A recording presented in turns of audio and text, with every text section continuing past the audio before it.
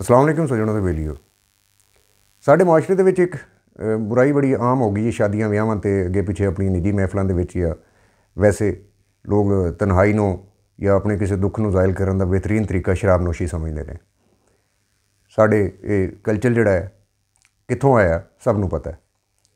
तो ये बारे हज़रत मौला अली सरकार मौला अली शेरे खुदा करमल्ला वजहुल करीम फरमाते हैं कि शराब का एक कतरा एक दरिया च गिराया जाए, उस दरिया चो एक नहर गुजरे, ठीक है जी। वो नहर जिहड़ी है वो जाके अगे किसी खेती नूं सराब करे, उस खेती दे विचों गंदम पक के तैयार होवे, उस गंदम का आटा बने तो रोटी मेरे सामने लियाई जाए, वो भी नाकाबिले कबूल है।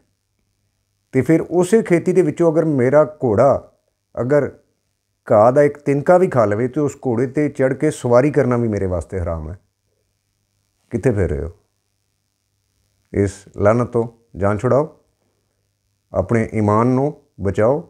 हज़रत मौला अली सरकार दा फरमान देखो कि आप की कह रहे हैं। जे इस तो बाद भी तुसी बाज ना हो तो फिर मर्जी है तुहाडी।